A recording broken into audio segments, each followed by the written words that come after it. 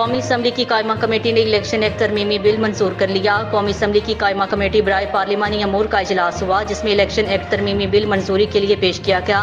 कायमा कमेटी में बिल पर वोटिंग हुई, जिसमें बिल की हिमायत में 8 और मुखालफत पर 4 वोट आए, जबकि शाहिदा अख्तर ने वोटिंग में हिस्सा नहीं लिया।